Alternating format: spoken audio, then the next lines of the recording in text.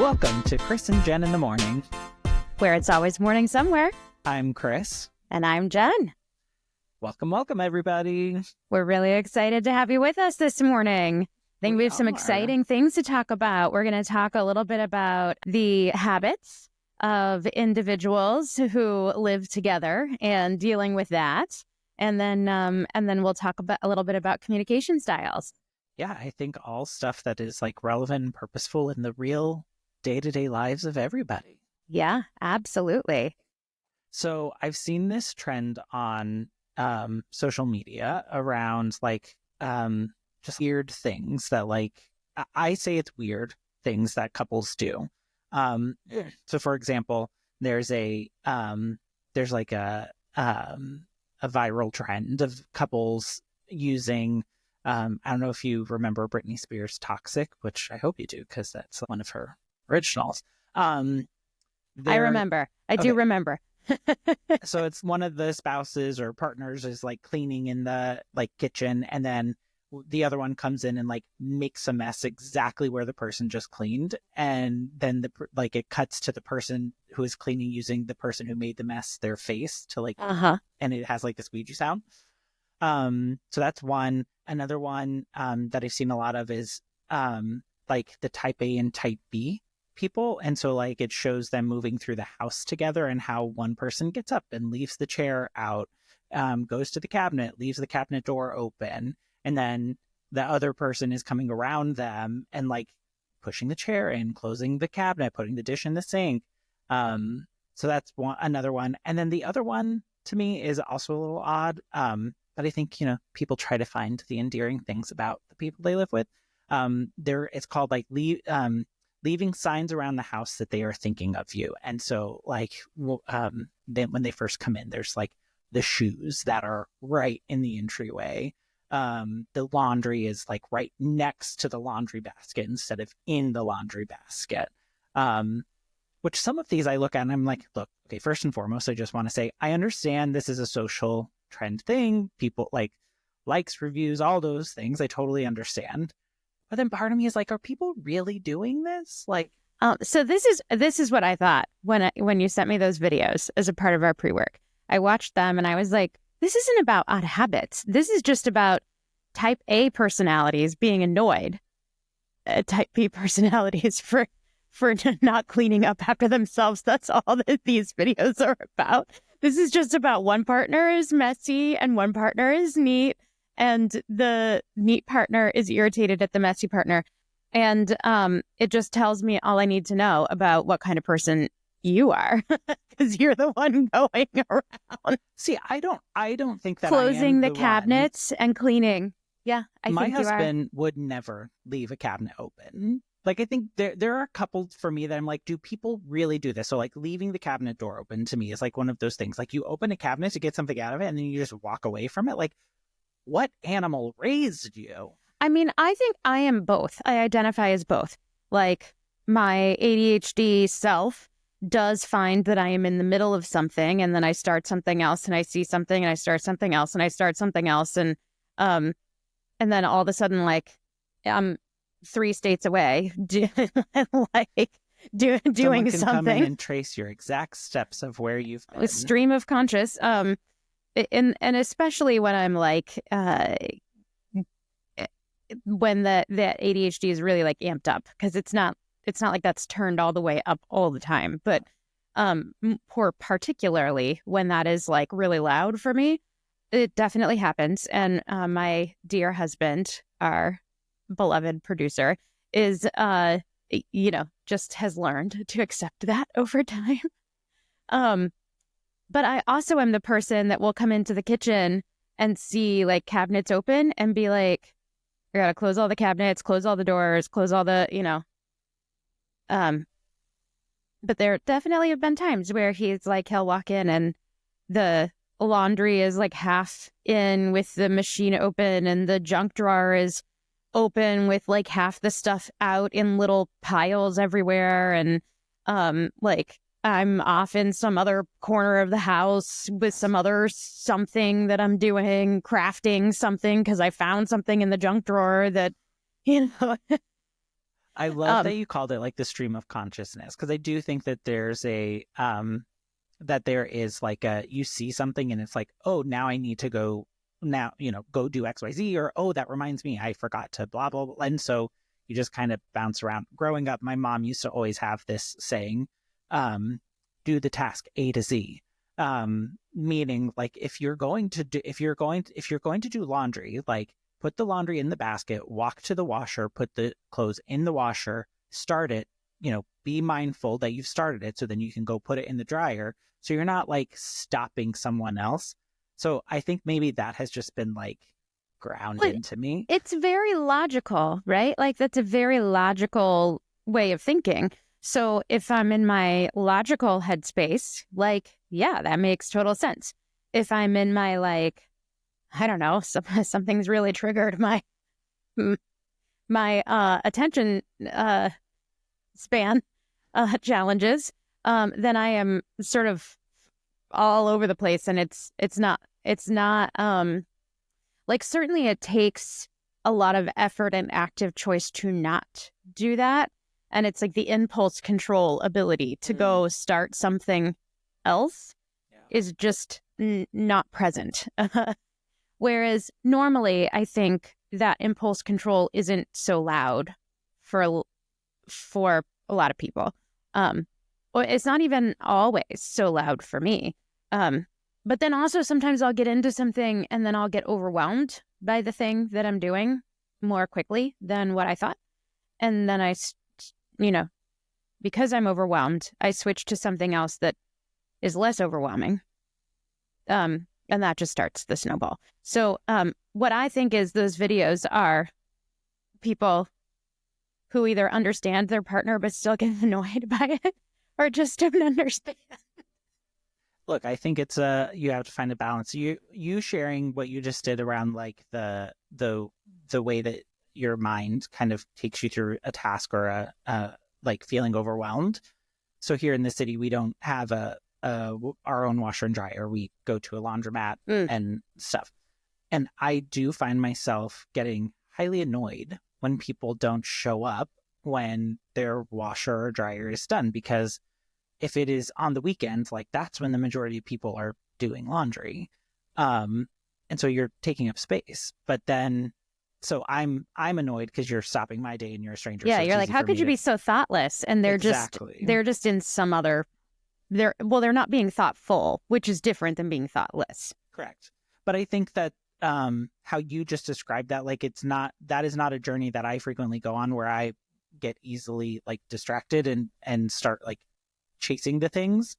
But that would take mental energy for you to do. Correct. Yeah, whereas it takes a lot of mental energy for me to not do that. It would stress me out. Like that would stress me. Like I'm the type of person that, okay, if I'm going to go to the laundromat, the grocery store is like one further block. So let me time this to where I can start stuff. I can then run to the grocery store. Let me bring the bag so I can get my stuff, come back, get the stuff that I need to hang up and dry, put the rest of the stuff in the dryer, come back. Meanwhile, you're telling me that there are people in the world who like would take their cart to the laundromat, and while they're there, like, oh, need to do groceries. So then they walk back, they get their bags, they go to the grocery store. Well, yeah, it might be that, or it might be like, oh man, this cart has had a squeaky wheel. I should go fix that. Oh, hey, I just need this nut and this bolt to fix this, and the hardware store is just 2 blocks away. So while this is happening, let me go over to the hardware store. And then you're in the hardware store and you can't find the nut or the bolt, and you get distracted by something else, like some other project that while I'm here, like I might as well look for this and that. And then that takes you on a journey to the yarn store. And then never want to do laundry with you. That's why it's so great that my washer and dryer is here in the house. Because I don't have to that I miss. I don't have to be aware of, like, it annoys me when other people have not moved their laundry when I am in the middle of trying to do laundry, but I am not. I have to be very conscious of thinking about if I am doing that to other people, which I tend to not think about. Well, so that brings me to the conversation that Frank and I had about this topic, because before he and I moved in together, I lived by myself for maybe like a year and a half. And then he had been living by himself for many years. And so we were just talking about like weird things. And I want to be clear, like, I'm not talking about like people's icks. Like, I think there are some things that are like, I'm not like, I don't really care. My main thing is like things that like you didn't know, or Yeah. like you didn't really knew that irritated you until someone else like was there. And so when he and I were talking about it, for me, one of the things was like bread. I did not grow up keeping bread in the fridge. Like, it was kept on the counter. On the counter. It was kept in a bread box. But when I started living with Frank, he keeps the bread in the fridge, which makes sense whenever like you don't eat it long, or you don't eat it very quickly, and it helps like preserve it. Or if you live in a high humidity area, right. then the bread molds faster. Yeah. Exactly. So I had to like learn that. To put the bread in the fridge, because he's correct. like, Christopher, you left the bread on the counter again. No, I think for me, it was more like why are we doing this again? Why? This takes up a lot of space, because you also can't like put stuff on top of it. Like, unless you want flat bread. But like, you could put it on top of stuff. Correct. Yeah. Every time I've opened your fridge, it's very like organized. It's not chaos. And then like in my fridge, it's like a lot of chaos. It's just very chaotic in the fridge. My main staples in the fridge are yogurt and wine, and Frank enjoys diet soda, so we have diet soda in the fridge. But I mean, it's like the leftovers that I insisted we put into a Tupperware that then, I wait till the end of the week or the next week for it to be thrown out. That's an exaggeration. We do eat leftovers, but I've been with you when you've insisted that we take the leftovers, and I'm like, Jen, we're going to a Broadway show. It doesn't make sense to take it. I didn't take the leftovers at the lunch that we had, because I knew we were not going to be anywhere. But I did make Ace put that cream cheese bagel in his backpack and carry it around all day in the heat. You sure did. Did. I wasn't ready to let go because I didn't want to eat the rest of it, but also it was the best bagel in New York City. So, so another one that we talked about was dishes in the sink. So like, he does not, I do not mind leaving dishes in the sink through the day. It does not bother me. I thought that your constant cleaning of the dishes in the sink was a you thing. That's a Frank thing. Yeah, that's me flexing for my husband. Because when I am home by myself, I will let stuff stay in the sink until the end of the day, and then I'll just wash it all one time and be done. Which I don't think he minds. Like, he'll let them pile up like through the morning or afternoon, but like, he does not want them left in the sink overnight, which I agree. Like, I don't want them in the sink overnight. That causes bugs and all other things. But so that was something like I had to learn as we were living together, was like, oh, don't just like put stuff constantly. So I was watching this little short that was a trick I've learned to manage my ADHD. And it was just, don't put it down, put it away. And she just kept saying over and over again, don't put it down, put it away. Don't put it down, put it away. And I was like, oh, that's helpful. Except for my biggest challenge is, where does away mean? Like, there are a lot of things that you know where away is, and there's a lot of stuff you don't know where away is. And so then I'm just standing there holding the item. But I guess you can't pick up another item if you do that. So I don't know. I'm going to try and incorporate that. Don't put it down, put it away. We'll see how that goes. I'll start saying it out loud here at home, and I'm sure that the boys will want to spear me.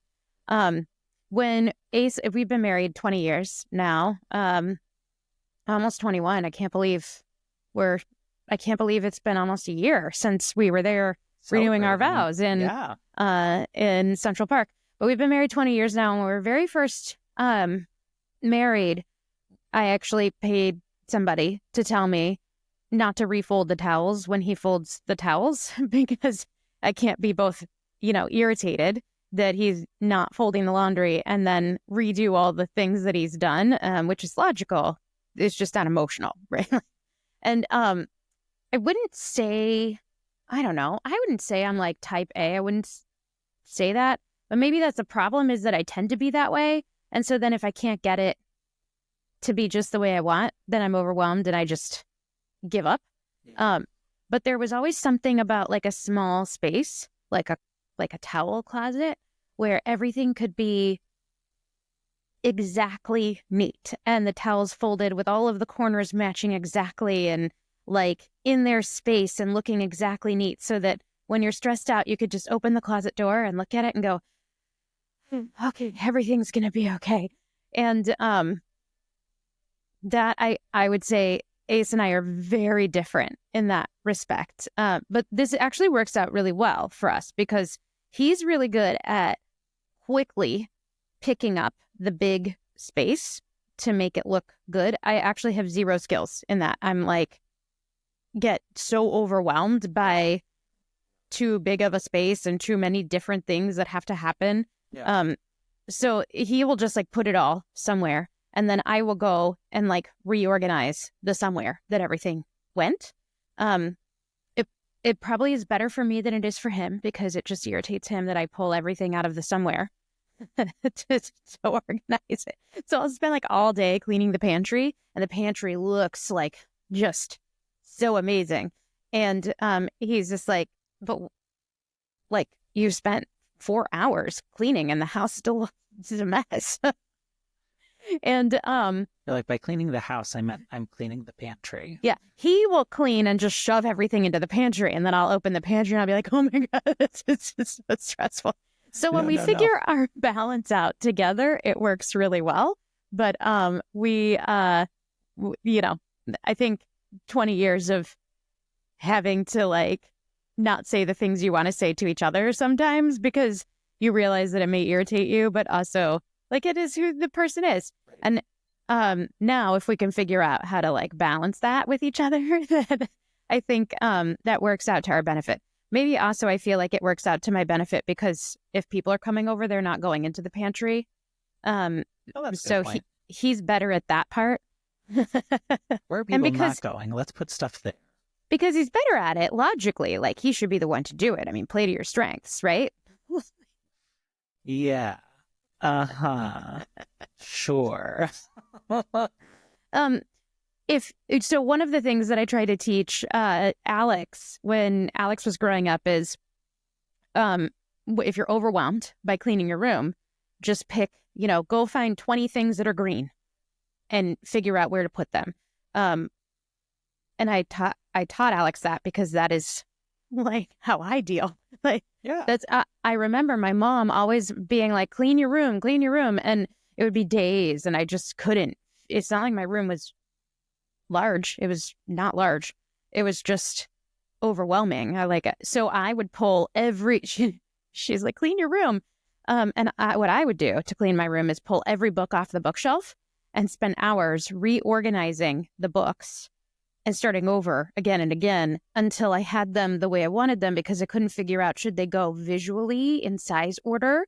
Should they be grouped together in like sets? Should they go like a library by author? Should it be by theme? Like, what should I do? So I'll like the entire day has gone by. My room looks messier than it did before it started because I'm sitting here redoing the bookshelf over and over again because I can't figure out the right way to do it. Right.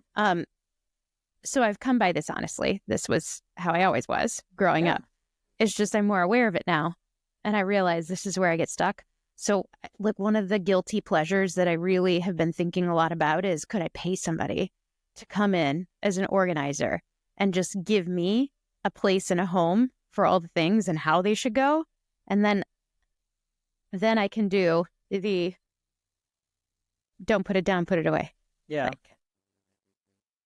Instead of getting stuck at the where it should go. That's actually a really good idea. I mean, I guess that is why there are professional organizers. Yeah, so I've turned your whole topic into cleaning habits, but really I feel like that's what the videos were about. Oh, right. Like, I think it did take into consideration the little things, because I think that's the stuff that kind of gets under people's skin, and like the friction is created in those spaces. Don't you feel like there are other things? I mean, you've been married 2 years now. Going to be 2 years at the end of April. And you and Frank have been together for... We've been living together since 8 years, I think. 8 years?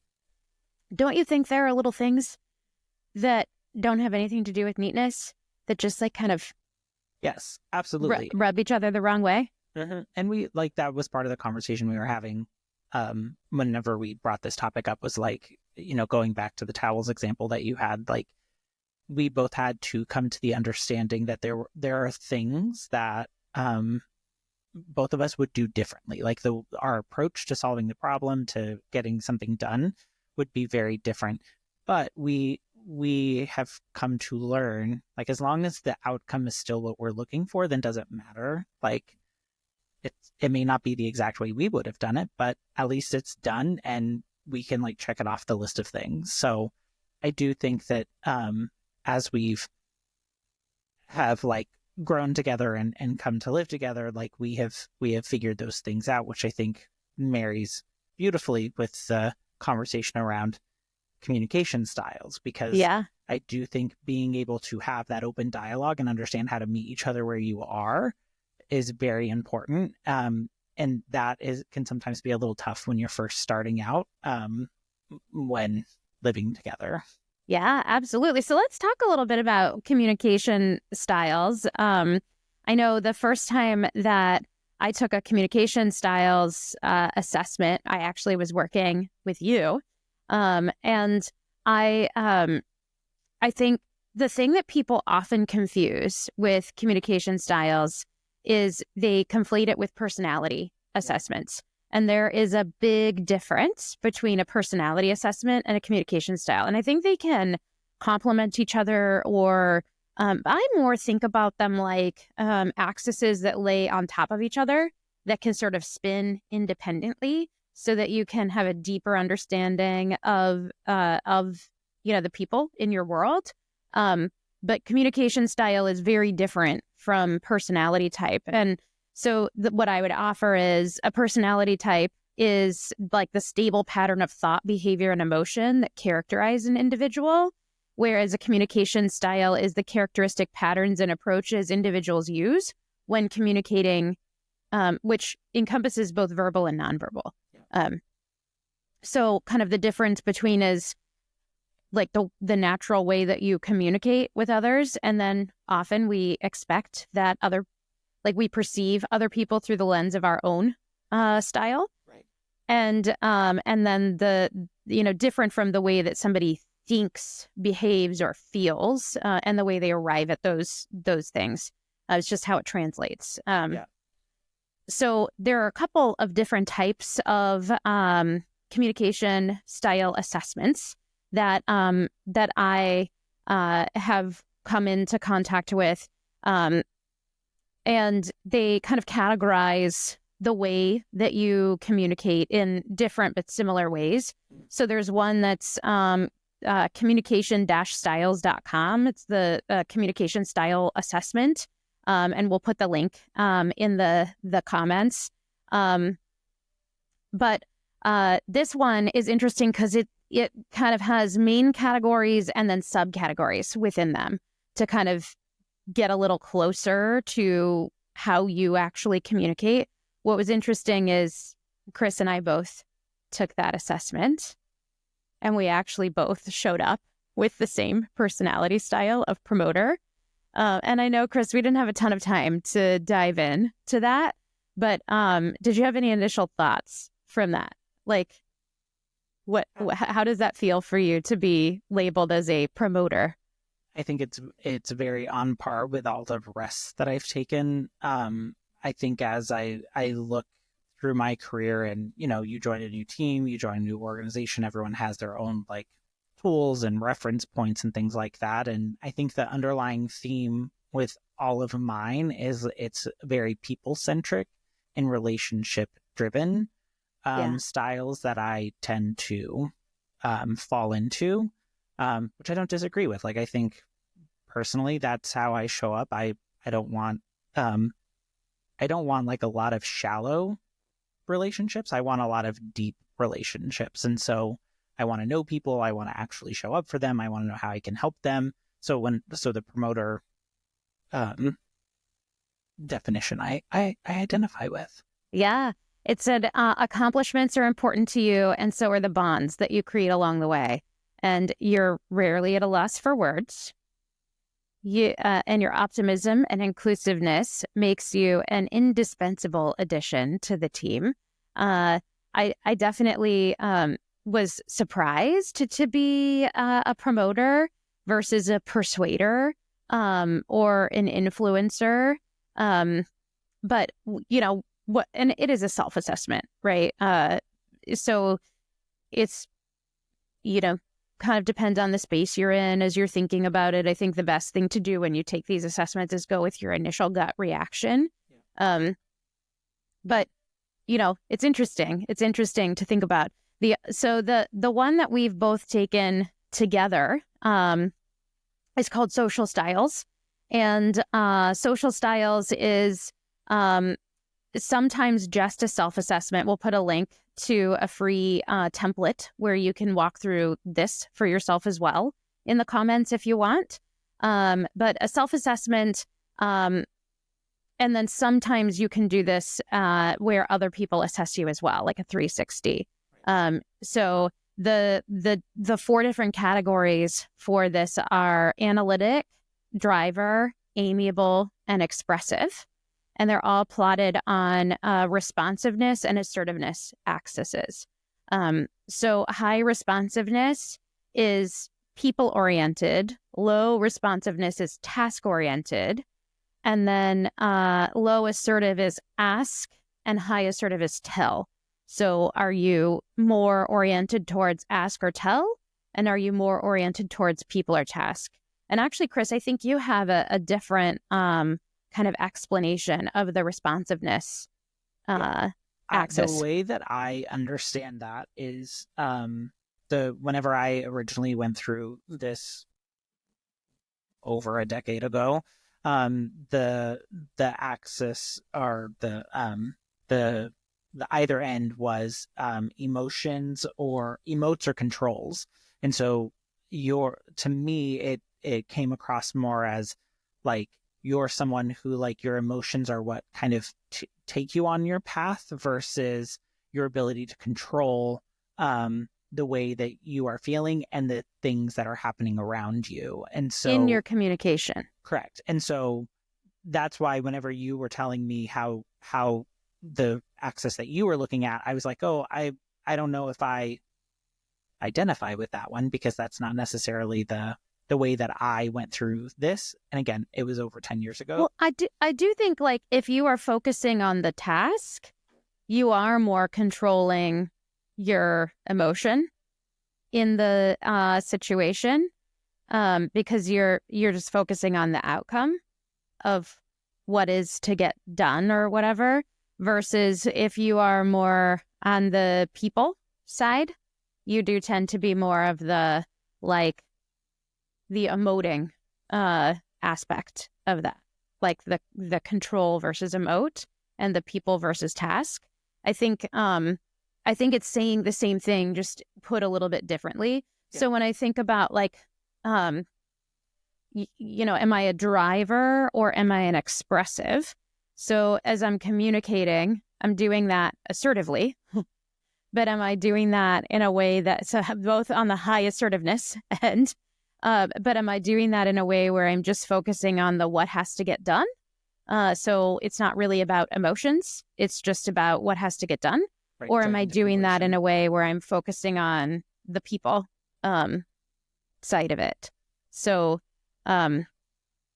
which is an interesting lens, I think, right, to bring. And I think the thing that I appreciated about going through this assessment back when I did, the organization, you did your self-assessment and you also had others, like you had to choose like how people perceive you. Correct. Yeah. And so you basically got two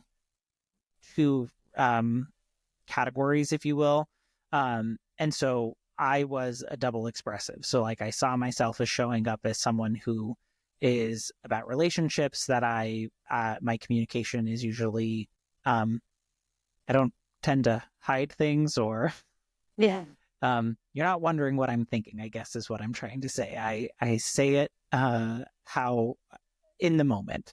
And so at the time, at the organization I worked at, like that, I think it was tough to receive that because I think it wasn't necessarily a style that was greatly appreciated. Interesting. But I do think that's a really important point to double click on. Like, just like with whether you're doing a personality test or like a strengths test, there really is no bad style here. It's just about understanding yourself and empowering yourself to know how you want to show up, what's your natural style versus when's the right time to kind of flex up and down. And then also understanding other people and how they are perceiving you, which I think is really interesting. But I think also, like, people would say double expressive, like you're doubly expressive, like you're an extreme expressive. And that's not really what it means. It just means you perceive yourself as an expressive and other people perceive you as an expressive. correct. But I will say, like, the role that I was hired into needed someone who, like, I was the face when people would walk into the department. I was the person that greeted the new hires. I was the person who dealt with the just the goings on and people flowing in and out. And so, they didn't want someone who was just going to sit sheepishly at the front door and just let anybody in. Like, they wanted someone who was willing to engage and immediately make connections. And I personally think I thrived in that role. I agree. It's funny because when I very first, like 1 year into my career, I started working with a team who had taken this assessment. Mine didn't take the assessment, but here I am, like a year out of college. And I think I've mentioned before how intense I was early in my career and when I was in college. And so the feedback I got is like, oh, you're definitely a driver. Like, you're a driver. And then, fast forward like probably 6 years into my career, 6 years ahead of time. So 7 years out of college, I took the assessment and I was an expressive, both how I perceived myself and how others perceive me, which was interesting when I got those results because I was like, wait a second, but I'm a driver. What do you mean? But I also think, like, there are things that you learn, and there are also like, you can change. I also, though, think I probably have always been an expressive. It's just that the way that I was showing up was like more intense, like that combination of personality and communication style kind of getting conflated between the two, and also sort of where you are in life. But again, no bad. Being labeled a driver was definitely not good feedback. So I got a lot of feedback about being a driver. Like, great because you get things done, but actually it's just communication style. So it's really just the way you're communicating. It doesn't actually have anything to do with you getting things done. Well, and I think that's like a really important part to like emphasize is like, I have felt in the past, sometimes these are kind of used against you. And I don't believe like people purposefully did it that way or like approached it that way. But I think just kind of how they perceive it. Correct. And so it's about like helping. This is a tool to understand like how you show up, how you process information, how you engage with others. And I think the first time I ever went through therapy, I remember distinctly having a conversation with a therapist to, like, when they would ask me a question, I would be like, well, at work, I am this person, but in my personal life, I am this person. And they really helped me like kind of knock down this artificial wall that I built. Do you think you're different at work than you are personally? I personally do. Yes. What my therapist at the time like kind of walked me through and talked me to is like this place of you are likely more of yourself just turned up at work. Yeah, I don't find you to be a different person. Oh, that's nice. I appreciate that. I find you to be the same person consistently. And I think it's not about being a different person. It's like about boundaries about what you will and won't do. Like, at work, Oh, so I think I am just I am who I am. Like, I'll show up who I am, and I'm pretty consistent in that. Um, I I think depending on how I am feeling, I may have, certain things turned up or turned down. There are times when I'm a little more antsy and edgy, and I think almost rarely am I ever like calm and relaxed. But like I am who I am. Um, but I will say, like, there are things I would joke about or laugh about or maybe be more relaxed about when I'm not at work Yeah. versus when I'm at work. Like, things that I will and won't do. I have different boundaries for what I think is appropriate for the setting.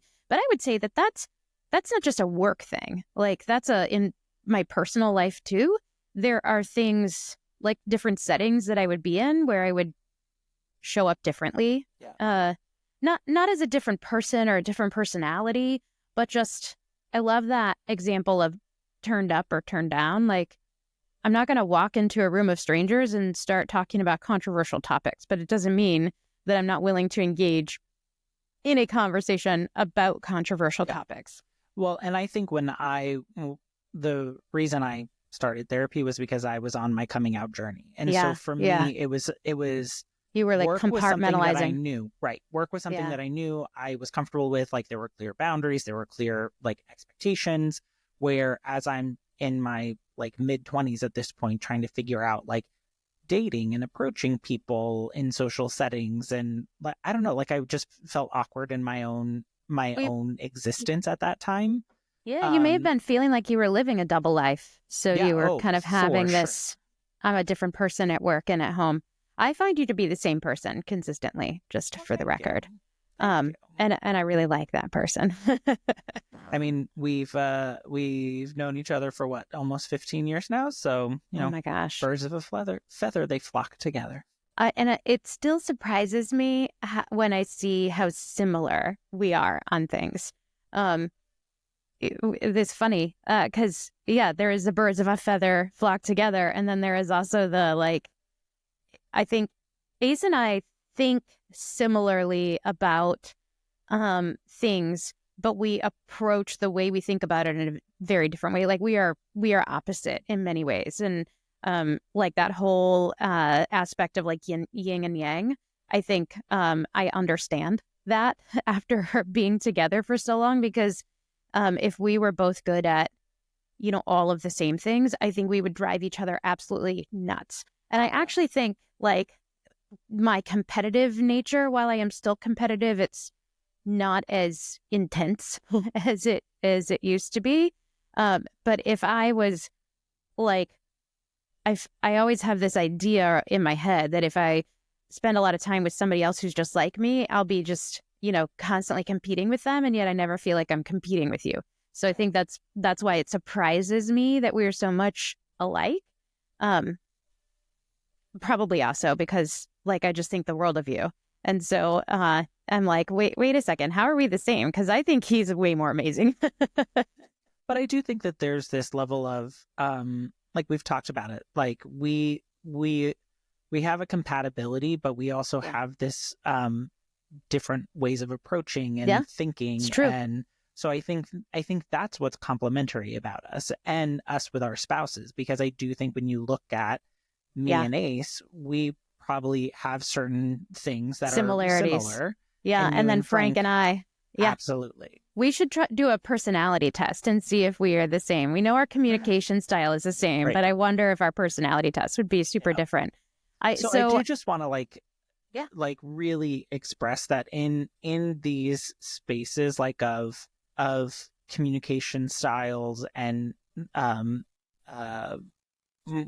engaging in those conversations, understand the purpose of them and how you can leverage it in engaging with people. Because I do believe that there is a level of when I better understand myself and what I need, I can better articulate that to the person sitting across from me. And as Frank and I were first living together, I was the type of person that like held a lot. I had a very loud internal dialogue that I would not verbalize.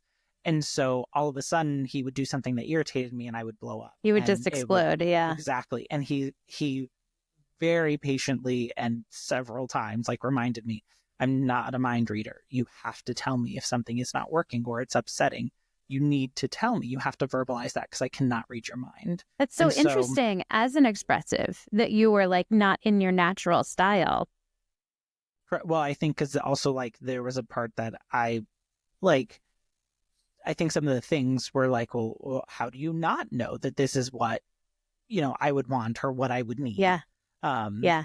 so yeah. That layer of, I certainly have had that layer of, well, if I have to say it, then it like, I don't know, for some reason, like thinking I shouldn't have to say this, or if I have to say it, then you doing it doesn't mean as much because I want you to guess what it is that I need, which is like a ridiculous way of thinking when you step back, but yet it doesn't seem ridiculous when you're in the moment. Right. So I do think that these are great tools, and whenever they are used correctly to help people versus judge them, I think they can do some amazing things. Exactly. It's like that level 2 listening for understanding, not listening for agreement. Level 1 listening, which is the listening that you kind of do, most people do without thinking about it, is like, I'm listening to see if I agree. And then level 2 listening is, listening to understand more versus, you have to set aside that like impulse to say, do I agree with this or do I not? And instead just go further and explore more. And so I do think it's really important to approach this from an understanding, and it's understanding of self and then understanding of others, I think are both really important. So one of the things that was really helpful for me is, I took this assessment and understood more about how there are different communication styles. So not everybody shows up just like me. Not everybody thinks just like me. Like there are different ways of thinking and of communicating. And so I, as an expressive, I think out loud. So if somebody asks me a question I have not yet had time to reflect on, or if I've been reflecting on something but I haven't verbalized it to myself or somebody else, probably not fully thought through that, because the act of actually arriving at my thoughts requires me to hear out loud. And so learning that about myself, and also learning that other people don't always arrive that way. I had a leader who I greatly adore and respect, and he was an analytic communication style. And so he wouldn't express naturally what his thoughts were until he'd arrived at his final thought on the matter. And then when he said it out loud, that's what he thought. And so I learned that if he asks me a question and I start just responding to him, but it's not something I've thought about before, his perception was, well, that's my final thought on this matter. And that was not at all the case. And so I learned that what I need to do is start saying, well, let me think out loud, or let's think about this together, or that may not be the place for me to think out loud. So like if I'm in a boardroom, probably not the place to be thinking out loud about my thoughts. So if I'm asked something that is, not something I'm prepared to respond to, it's, hey, great, let me take that away and I'll come back to you and follow up. Instead of just leaning into my natural tendency and sort of rolling along as the wind blows and sort of thinking on the fly, because then, it may seem to other people like I'm changing my mind. It's just that I haven't arrived at my final thought yet. Right.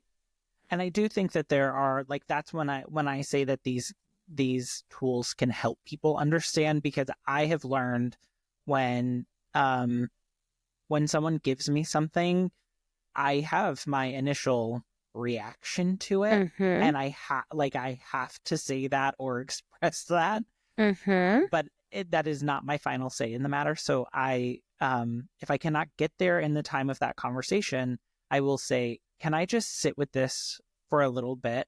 And you've said that to me yesterday. I did.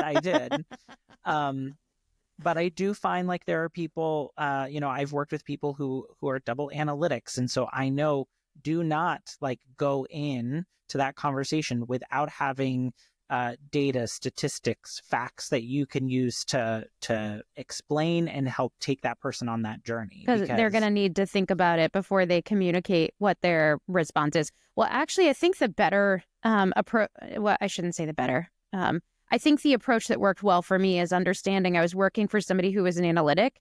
And so we weren't going to show up, have a conversation, talk it out, and arrive at the end like you would with an expressive. Right.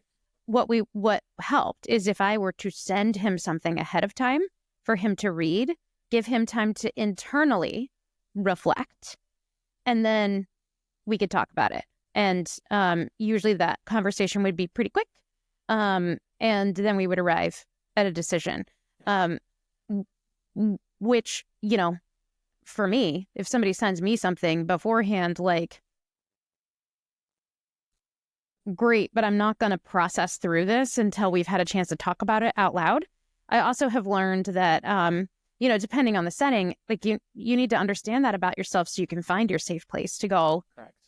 Talk about something ahead of time so that in the right spaces, you're able to show up. And I'm not saying like it's bad for me to show up as an expressive that needs to talk through something.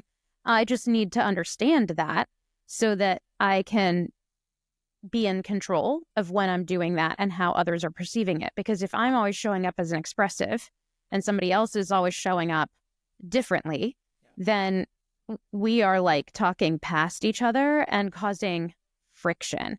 And I think like the opposite of those quadrants, the expressive and the analytic, the driver and the amiable, like they tend to have the most friction in the way that they're communicating because they're coming at it from these like opposing angles. And so if you don't understand about somebody else how they're communicating with you, you can perceive that in that wrong. So if there's somebody who is an analytic communicator, and that doesn't mean they are an analytic thinker, it doesn't mean that, you know, like they have deep analytical skills, it just means that's their communication style. They need to kind of have some quiet time to process through something. And I'm just on and on and on and on, offering new thoughts and wanting them to like input and go back and forth. And like that is, they're trying to meet me there, but that is not where they're at. Yeah. And so like just being thoughtful about if I want something, an end result out of the conversation, how do I help respect to the space of the other person? And then how do I help them respect the space for me by helping them understand where I'm coming from? Because oftentimes, even if you're in those opposing ways of communicating, as long as you understand the other person, you can flex to that. Right. And every training that I have ever been in where any of these types of tools have been leveraged, they make a point to say to have a strong team and a team that it can really get stuff done, you need a mix of all of it. Like whatever the styles are, the importance of having people on your team who are able to operate in any and all of these are very important. But I think to have a strong team is to understand like what the importance is of these different styles and how to best leverage them, you know, on projects, trying to get stuff done. Even in relationships, like knowing like when it's best for me to step up and show up for me and my partner versus, hey, this is an area where they're better at, so I'm going to let them, you know, take the lead. It takes all types. Absolutely. So there's your natural style, which is if you're not being like thinking about it, you're not under any specific like environmental or emotional state. That's just naturally how you're going to show up. And then there's versatility. So that is understanding, one, how to control, like how to be in charge of, I should say, how you show up. So for instance, as an expressive, that doesn't mean that I'm bad in a boardroom, even though, you know, you don't want to bring your expressive self to the boardroom, like full on at 100%, right? Like your think out loud self is not the self that you want. Although being an expressive means that I can articulate things, right? Like so that's good for that kind of setting. So I think it's not about pigeonholing yourself into how you will always show up or what you can and can't do. It's about understanding your natural tendency. And then when you want to turn up different aspects of that tendency and turn down different aspects of that tendency. And then if you're constantly in a place where you have to flex to a different style in order to be successful, then maybe you're not as comfortable and you want to decide maybe that's not where I should be putting a lot of my effort. But it does not mean at all. Like, so if your natural communication style is amiable and you are in a job where you are, like a union negotiator, like maybe that's stressful, right? Like, because there's a lot of conflict there. So, kind of thinking about that, but it doesn't mean that you cannot bring other aspects of your personality to the table, because maybe you being an amiable actually really helps you in negotiation. So I think understanding that is great. I also think, understanding how you naturally show up normally and then how you show up naturally when you're under stress. So I know there's a Z versatility, which basically says you flip the chart and make a Z backwards through the styles when you're under stress to come back to your own style. Right. So as an expressive, then if I'm under a lot of stress, I would naturally show up first as a driver and then make my way back through. So what is it? Is it driver? And then it would be a analytic, and then amiable, and then expressive. So first I'm going to tell you what we're going to do. I'm stressed out. I'm tired of talking about this. I'm frustrated. We're not getting anywhere. And so I'm just going to start telling you. And then once I'm done barking my orders, then I'm going to kind of fall silent and be in this thoughtful place where I'm going to think hard before I say something because I'm irritated. And then I'm going to go to start acquiescing because I'm just done. I'm finished with this conversation. I'm not going to argue anymore. So I'm just going to be silent. And then I'm going to move all the way back to expressive and tell you all about how I feel about the whole experience. And I find once I heard that and understood that, I was like, oh man, that like is so what happens is when I'm like intensely fired up about something, my natural tendency is to go through that exact journey that we just talked about.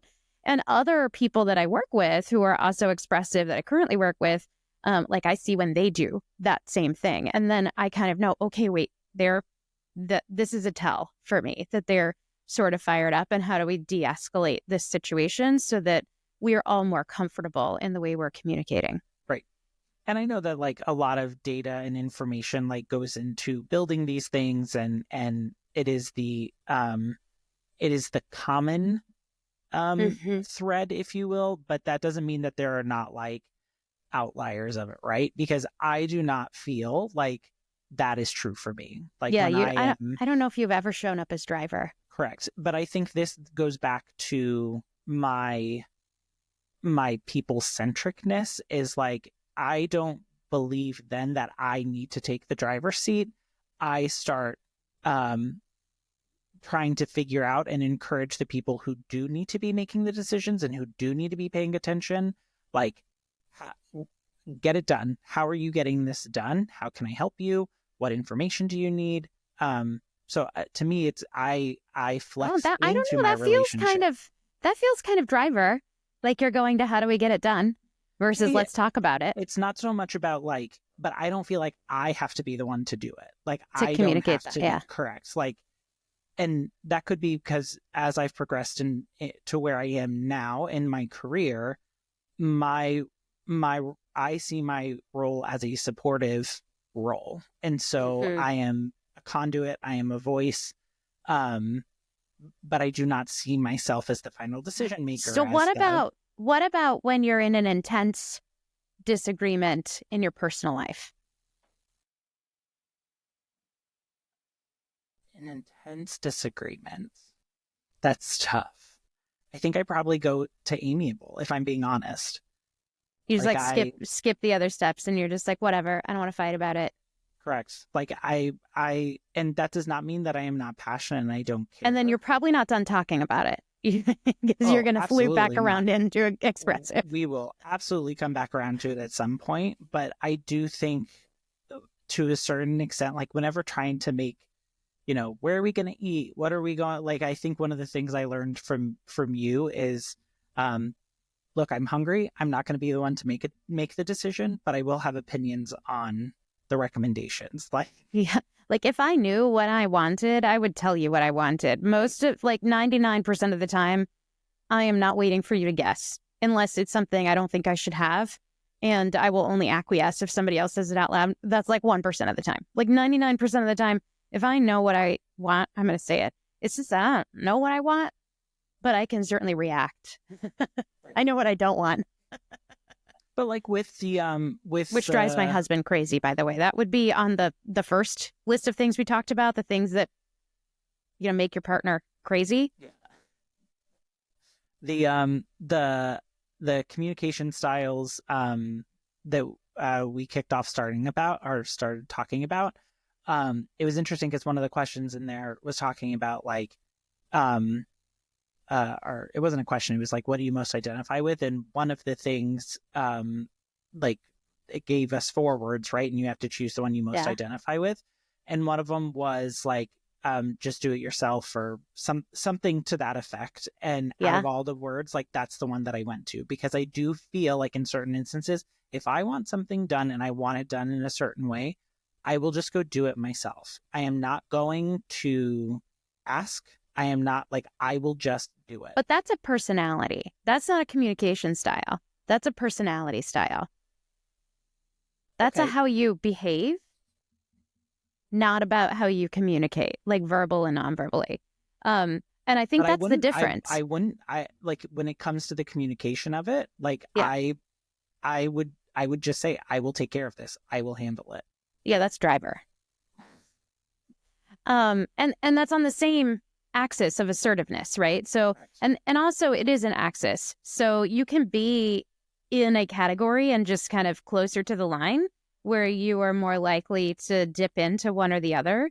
But I also think that's you're under stress at that point, like you're irritated. And so your driver is coming out. That's your Z versatility coming out.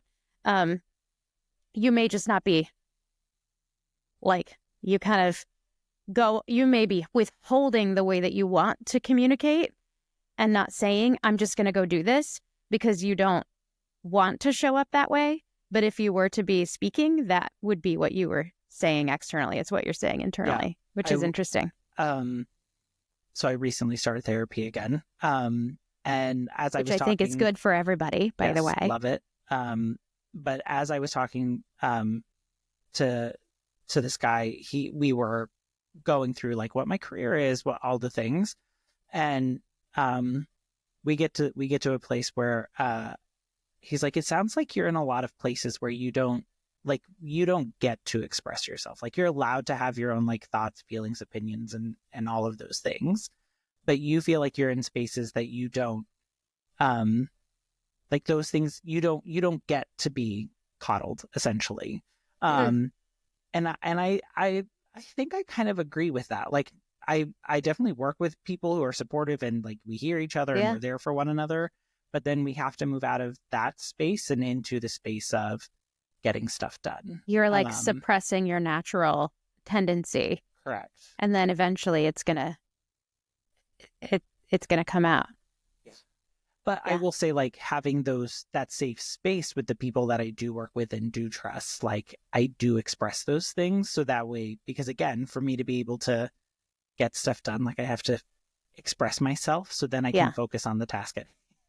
Well, and what I like about this other assessment, and they both kind of, I think, get at some of the same things just in a different way. I think this other assessment gets maybe a little bit more...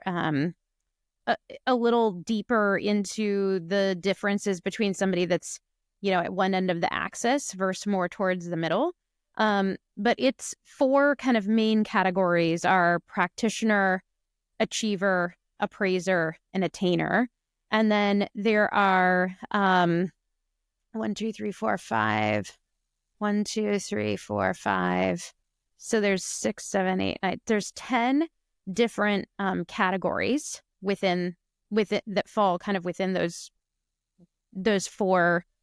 It's more like a wheel than it is an axis. Okay. And then there are some other groupings that run across the different spectrums. So between appraiser and achiever, you can also, as you fall into one of those, you can also be a director in those, or you could fall more into a contemplator or a chancellor or an advocate. And there are some where you kind of have both that overlap. And so just sort of a deeper way to understand yourself. The ones that kind of surround the promoter. So there's a motivator, a persuader, a promoter, an influencer, a counselor. And those kind of all fall, right around the promoter. And so as I think about, okay, well, I definitely know that that I'm persuasive. I'm an influencer. When I take my Strengths Finders assessment from a personality standpoint, I know that 4 of my 5 top strengths are in that influencer category, just different ways of showing up as an influencer. So I know that persuasiveness is something that naturally is a skill of mine that also translates into how I communicate. That you wouldn't have a high strength of persuasiveness and be like an amiable communicator. Those don't really go together, but you could have high persuasiveness and be a motivator versus, a counselor versus, so it's interesting that you can kind of dive in a little bit deeper to understand yourself better. But I also think everybody should remember these are self-assessments. So this is sometimes it's, as an overthinker, sometimes it's hard to go, well, wait, I feel like I relate to 3 of these 4 items. And you just kind of have to go, well, which one do I feel like, I relate to most often? And that is where I feel like it's helpful for people that know you really well to also take the assessment about you and then figure out all right, where do I feel like I'm showing up versus where do they see me as showing up? And some of that could be their perception of you because they don't fully understand you. And some of it could be your own perception of yourself. So anytime there's a self-assessment, there's room for error, but directionally, it's usually directionally accurate. Yeah. So just my final thoughts on this, I think these tools are great because they provide a perspective and they provide information and even a framework that can aid in conversation, in the way you're showing up, how you can do better, all of those things. But then I also feel like you have to be careful that you're not using them to judge people or put them in boxes, even though part of this process is likely being placed in a box somewhere. Even though the diagram is a box, we're not putting people in a box. Correct. They also have license over how they show up. Right. But then don't be also discouraged, because I like what you just said is in that self-assessment space, when you look at those, you will likely identify with several of those in different ways and in different circumstances even. It's just a data point. Yeah, it's just a data point. And the whole point of this journey for me is if I better understand myself, then I can show up in the way that I choose to more often than if I'm just sort of following along in life, rolling as the wind blows me. And I find that my intent is not always what is received if I'm not being thoughtful about it. So I think these things are really helpful so that I feel better about the outcome. But that doesn't mean that it happens all the time. I certainly screw up as many times as I get it right, I feel like.